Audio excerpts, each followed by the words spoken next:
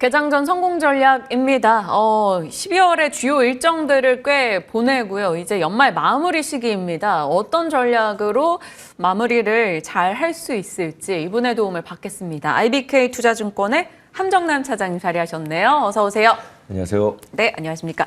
네. FOMC 결과 미국과 국내가 어제 함께 좀 충격을 받았는데 미국은 회복 탄력성이 좋네요. 일단 상승 출발했고 혼조 마감으로 끝이 났습니다. 국내는 남은 연말이 어떤 흐름일 거라고 예상하십니까?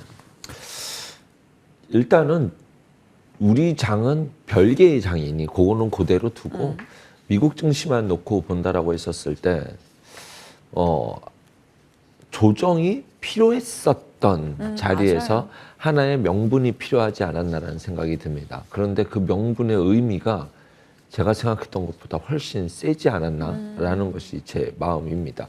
실질적으로 금리를 인하하고 연준은 굉장히 매파적인 발언을 할 것이다라는 것은 수도 없이 들으셨을 거라고 생각이 듭니다. 우리 모두가 다 알고 있는 내용인데 알고 있었던 대로 했는데 주가가 빠진다라는 것은 조정 또한 당연하게 받아들여야 되는 조정일 수도 있습니다. 그런데 이제 생각보다 세게 반응을 했다라는 것에 대해서 저도 조금 의미 있게 봐야 되는 시그널이 한두 가지가 있었는데 그 부분에 대해서 얘기를 해드리도록 하겠습니다. 일단 연준이 바라보는 최종 금리는 2.9에서 3.0 그렇게 뭐 크게 변동이 있지는 않았습니다. 결국 파월 연준 의장의 입술에서 의미를 찾아봐야 될 것 같은데요. 첫 번째는 현재 금리를 중립금리와 충분히 가까워진 수준이라는 언급을 했습니다. 저 이 말이 굉장히 충격적이었습니다. 중립금리가 여러분들 뭐 다들 아시겠지만 한번 정리를 한다면 연준의 정책은 경기가 안 좋으면 통화 완화책을 쓰고 경기가 과열이 될 것 같으면 긴축을 쓰지 않습니까? 네. 그러면 이것에 대한 기준 중간선이 있을 거잖아요. 그 중간선이 중립금리라는 것을 의미하는데 올해 초만 해도 중립금리를 3% 중반 정도로 이제 제가 뭐 찾아내는 것이 아니라 시장의 전문가들이 찾아내는 중립금리라는 것이 3.56 정도로 봤었다라는 것이 이거는 정확하게 찾는다는 것은 무의미합니다, 여러분. 근데 전문가들은 그렇게 봤었는데 지금 4%를 중립금리에 도달했다라고 말하는 것은 이거는 좀 의미가 있습니다. 이게 무슨 뜻이냐면 그러면 지금부터는 경기가 부러지는 시그널이 나와야 금리를 인하하는데 확신을 가져갈 수 있다. 이렇게 해석할 수 있게 되는 것이거든요. 그렇기 때문에 목표금리와 중립금리는 다릅니다, 여러분. 연준의 목표금리는 2%였지만 그거보다는 조금 올라왔겠죠. 하지만 지금부터는 매크로가 부러져야지 침체 시그널이 떠야지 금리를 인하한다는, 물론 그렇게 하지는 않겠습니다만 그것이 전제로 깔릴 수 있는 환경으로 바뀌었다라는 것. 그래서 중립금리 이렇게 높게 잡다는 것은 조금 불편할 수도 있다. 지금까지는 뭐 매크로만 보면 이렇게 해석할 수 있잖아요. 경기가 좋은데 과도한 금리의 위치에 있어서 인하할 수 있다라는 분위기에서 이제는 매크로가 꺾여야지 금리 인하를 할 거다라는 뭐 의지 같은 것이 포함된 단어일 수 있다는 생각이 듭니다. 충분히 신중하겠다라는 거죠. 그렇죠. 네. 두 번째는 관세 정책이 구체화되지 않아서 물가에 미치는 영향을 판단하기 어렵다라는 이야기를 했거든요. 트럼프. 네, 굉장히 뻔한 얘기인데 이게 무슨 뜻이냐면 공을 이렇게 트럼프한테 던진 거예요. 이제는 당신 책임이야 이라고 얘기하는 거거든요. 그래서 지금까지는 매크로 변수에 대해서 많이 봤었는데 오늘도 그렇잖아요. 지금 오늘 GDP 3분기 확정 GDP 발표했는데 예상이 2.8이었고 3.1이 나왔거든요. 네. 이거 굉장히 서프라이즈인데 그거 미국 증시 반응 안 해요. 매크로 변수에 반응을 안 하겠다는 뜻입니다. 이제부터는 연준은 트럼프가 어떻게 하는지를 볼 거야. 그러면은 조금 확대 해석해서 좀 쉽게 듣기 쉽게 말씀을 드리면 연준은 매크로가 좋게 나오더라도 또는 나쁘게 나오더라도 내가 액션을 취하지 않고 트럼프 당신이 어떻게 하는지 좀 지켜볼 거야. 이것이 경제에 어떻게 영향을 미치는지 확인하고 움직일 거야. 근데 트럼프 대통령은 어떤 스타일이냐면 금리 인하 하라고 하는데 파월 연준 의장은 안 듣겠다라는 뜻이고 둘의 싸움이 또 다시 지난번에 했던 그 싸움 또 하게 될 것을 어떤 선전포고 같은 의미가 미국 시장이 좀 과하게 꺾인 상황이 되지 않았나라는 생각이 듭니다. 이제 우리 증시로 돌아오겠습니다.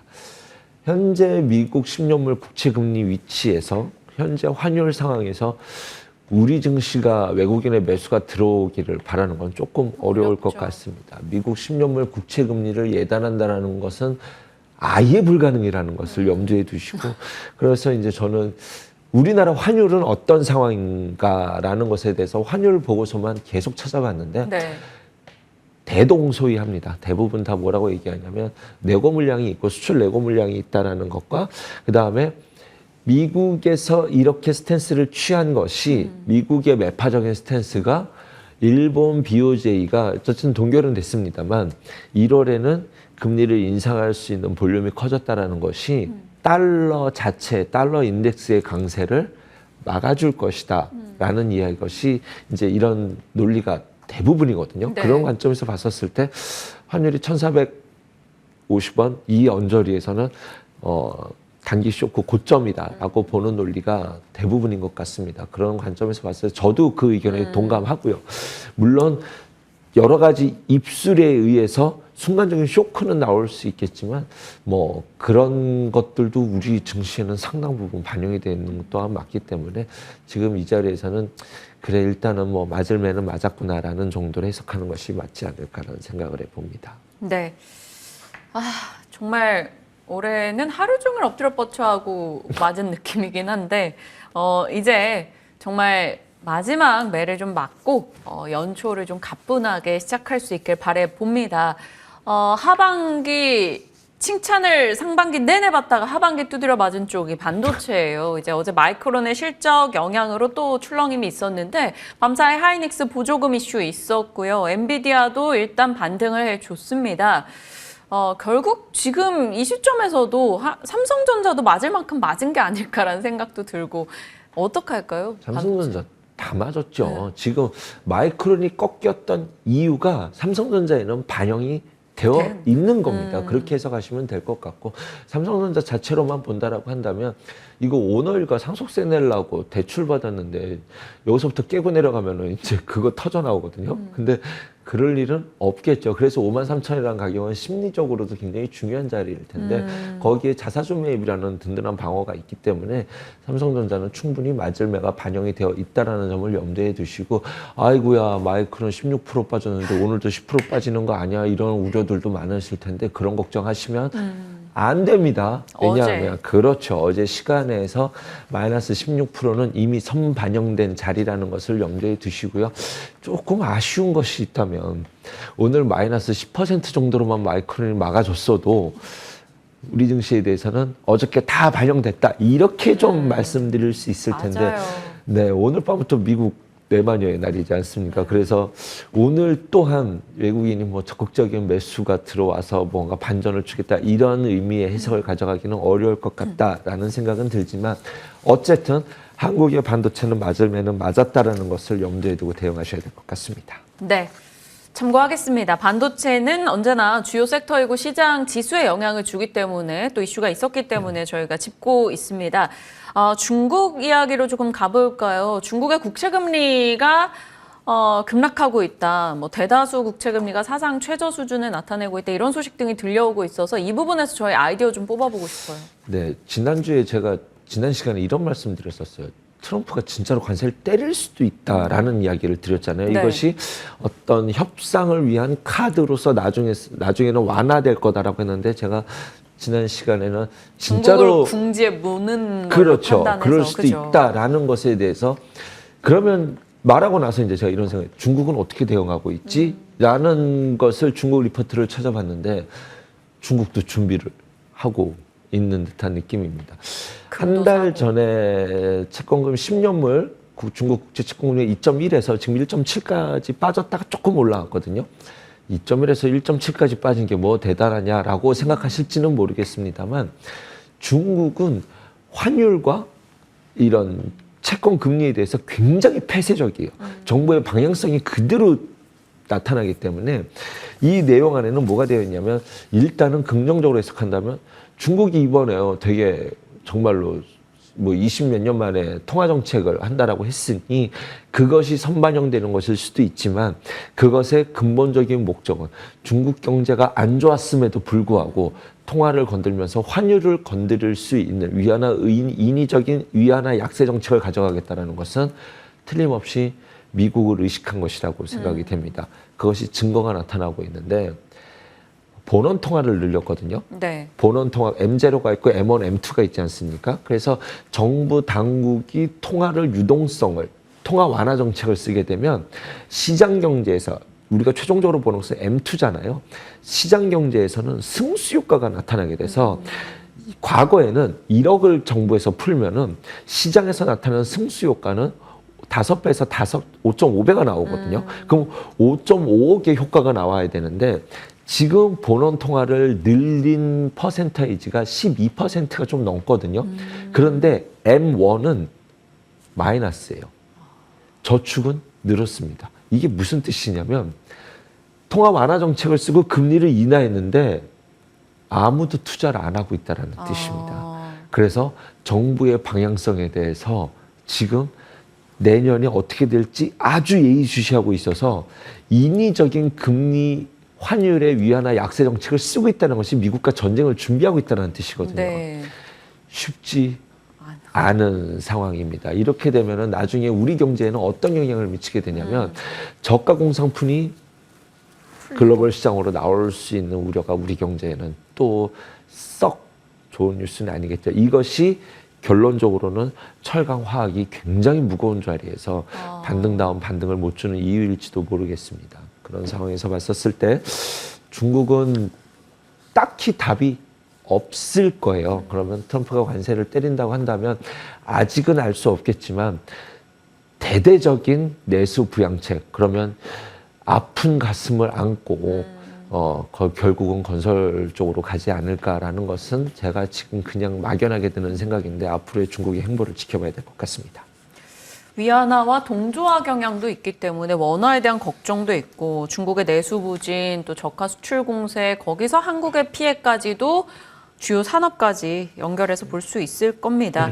여러 가지 리스크를 좀 회피하기 위한 전략이 필요할 것 같아요. 미국이든 중국이든 그 리스크를 피하기 위해서 저희가 고심해야 될 게 최근에 뭐 얘기가 되고 있는 건 엔터, 뭐 조선 뭐 이런 것들이거든요. 네. 어찌 보십니까? 그래서 방향을 미국이 중국과 손잡을 수 없고 중국을 때릴 때 우리가 수혜를 볼 수 있는 거 최근에 좀 뉴스화되고 있죠. LIG 넥슨이 미국 방산 드론 업체와 손을 잡았습니다. 이 부분 중국이 들어갈 수 있을까요? 없죠. 1g도 들어갈 수 없습니다. 통신, 안 되죠. 중국 절대로 들어갈 수 없습니다. 그래서 해적 케이블도 우리 얘기 뭐가 났었던 그렇죠, 거고요. 맞습니다. 케이블 근데 그거는 이미 올라가서 네. 다 알고 있는 내용이기 때문에 그 다음에 조선에 대해서는 미국 산업을 지키기 위한 중국의 엄폐한 게임을 두드린다라는 얘기가 있었기 때문에 어제 그래서 이런 섹터들이 강하지 않았다는 생각이 듭니다. 그 다음에 중국을 때리는 데에서 미국이 아니라 글로벌 국가들이 과연 함께 참여할 수 있느냐라는 부분이 2차 전제가 될 것 같고요. 한국만에 이런 거 저런 거 다 신경 쓰기 싫어, 그냥 우리만의 매력으로 가고 싶다라고 한다면 이것이 엔터 게임이지 않을까라는 엔터 생각. 게임? 네, 엔터주랑 게임주들. 그래서 그런 쪽으로 섹터를 좀 압축해서 이 안에서 플레이. 또 하나의 매력적인 섹터가 있는데 그거는 끝 시간에 말씀드리겠습니다. 네, 잠시 후에 잠시 또 후에. 무언가를 공개하겠다라고 얘기를 해주셨네요. 자, 트럼프 리스크, 양극재 수요 감소 뭐 이런 것들로 인해서 2차 전지가 조금 주춤하고 있는데 미국 흑연 생산업체들이 중국산 흑연의 뭐 관세 얘기 이거 뭐 900% 920% 맞아요. 920% 나요. 이거 뭐 네. 볼 내용이 있을까요? 이거 되게 웃기지 않아요? 원래는 미국을 공격하기 위해서 중국이 원자재와 히토류라든가 이런 것들을 중국이 막아야 되는데 맞아요. 미국이 거꾸로 관세를 때리고 있는 형국이니 그냥 많은 이야기들이 있습니다. 여기에 대해서 지금 조금 호재도 있었거든요. 미국 트럼프 인수위에서는 차기 정부의 전기차 배터리 세액공제 폐지를 할 것이라고 이제 걱정이 많았는데 이거는 우리가 추진하지 않을 거야라고 이야기가 나왔거든요. 그러니까 이 안에 정부 정책을 트럼프의 생각 말고 정부 정책을 위반하는 자들의 마음은 어떤 힌트를 얻을 수 있냐면 전기차를 인위적으로 많이 파는 정책, 혜택을 주는 정책은 하지 않을 거야. 그거는 쇼야. 그렇지만 생산 라인을 미국 안에 갖고 있다라고 한다면 미국 경제에 도움이 되고 미국이 앞으로 어떤 밸류체인에 대해서 그건 막지 갑이 될 수 있는 데에서는 우리가 굳이 나쁘게 가져갈 필요는 없는데 라고 하는 속내가 포함되지 않았나라는 생각이 듭니다. 솔직히 배터리 3사한테는 호재가 될 수 있었을 만한 내용이었는데 어제는 다양한 시장의 변수에 의해서 좀 그런 호재가 반영되지는 못했습니다. 네. 여기에 이제 미국이 흑연까지 때려버렸으니 어쨌든 미국 중국 간의 싸움에 아직까지는 싸움의 하나의 논점 중에 있는 것이 2차 전지라 조금은 무거운 자리에 있다는 것을 염두에 두셔야 될 것 같습니다. 미국과 중국의 주어가 진짜 바뀐 줄 알고 기사를 한 번 더 확인했었던 네. 건데 언제나 이런 광물이나 이런 카드는 중국이 쥐고 있던 거였는데 뭐 여러 가지 생각할 수 있는 내용이었습니다. 자, 오늘 또 눈여겨볼 섹터로 앞서 여지를 주셨는데 건설기계는 제가 계속 재건 테마로 봐야 됩니까? 그러니까 테마 그 이상이다라고 얘기를 주셨고 네. 종목들도 쫙쫙 추려 주셨었어요. 한 4번, 5번 저희 최근에 얘기하지 않았나 싶은데 지금 이제 러시아도 우크라이나도 지쳐가는 분위기입니다. 그러니 트럼프 입장에서는 뭔가 또 보여줄 수 있을 것 같고요. 재건 지금은 어떡할까요? 말씀 주시고 꽤 많이 올랐어요. 뭐 여전히 시작도 안 한 종목들도 많기 때문에 대한민국 증시는 당분간은 외국인의 적극적인 매수가 들어오기 전에는 테마장이 이어질 것이다 라고 생각이 드는데 미국도 비슷한 형국이 됐어요. 왜요? 파월이 공을 트럼프에게 던졌기 때문에 매크로에 별로 반응을 안 해요. GDP가 3.1 나왔다는 건 굉장히 큰 호재일 수 있습니다. 유동성 정책을 쓰지 않아도 통화 완화 정책, 금리 인하 속도가 느리다는 것이 우리 경제에 지금 굉장히 강하다라고 해석할 수도 있는데 미국은 꿈쩍도 안 했거든요. 그런 걸로 봤었을 때 당분간 테마 장세 그리고 우리나라도 정치 테마가 지금 특세인 것처럼 미국도 트럼프의 입을 주시하게 될 텐데 지난 시간에도 말씀드렸지만 트럼프가 앞으로 정책적인 드라이브를 걸 수 있는 힘의 원동력 첫 번째는 러시아 우크라이나 전쟁을 어떻게 마무리할 수 있을 것이냐에 전 세계가 이목을 집중하게 될 것 같습니다. 그것이 아니더라도 첫 번째는 이거지만 두 번째는 중국도 금리 여기까지 내려놓고 했었을 때 기본 해야죠. 그렇죠. 네. 기본 베이스가 뭐냐면 여차하면 우리도 내수 부양책, 건설 정책을 또 쓰겠다라는 것이 기저에 깔려 있는 베이스거든요. 그리고 어떻게 싸움이 될지 모르겠습니다만 내년 전인대에서는 3월에 있을 전인대에서는 중국이 대대적 부양책에 대해서 말이 안 나올 수가 없는 상황이라고 네. 저는 생각이 듭니다. 이러한 것들을 키워드를 맞춰봤었을 때 일단은 건설 기계 쪽에 대해서는 관심을 가지셔야 된다. 어저께 리포트를 딱 아침에 가자마자 뽑아본 것이 전진 건설 로봇이었는데 북북 찢어버렸어요. 어저께 다 올라가고 그래가지고 하루 종일 올라버려가지고 여전히 저는 매력적인 종목이라고 생각이 듭니다. 우선순위를 뭐부터 두셔야 되냐? 당연히 재건부터 두셔야 되고 재건. 그다음 남북 경협, 세 번째는 중국 부양책들을 보셔야 될 텐데 종목은 저기 화면에 나가고 있으니 참고해 보시면 될 것 같습니다. 아직도 기회가 있는 종목들이 수두룩 빽빽인 섹터라고 보시면 될 것 같습니다. 재건과 남북 경협, 중국 부양의 키워드에서 건설 기계 섹터를 놓고 보고 미국의 성장, 중국의 부양 이것이 맞물리는 쪽에서 말씀을 주셨습니다. 관심 있게 흐름 지켜보도록 할게요. 시청자분이 함 차장님 방송 3번씩 돌려본다라는 분도 계시네요. 그만큼 책임감이 막중하실 것 같은데 책임이 막중하실 것 같은데 함 차장님 저희 토모큐브 네. 급등 나와서 그냥 들고 가세요. 들고 가는 걸로? 뭐 말할 것도 없습니다. 네. 들고 가세요. 네. 알겠습니다. 다시 한번 이야기 정리 들어봤고요. 왜냐하면 김경준 부장님, 함 차장님 다 토모큐브 얘기해 주셨어서 AS 계속 올라오네요. IBK 투자증권 함 차장님과 함께했습니다. 고맙습니다. 감사합니다.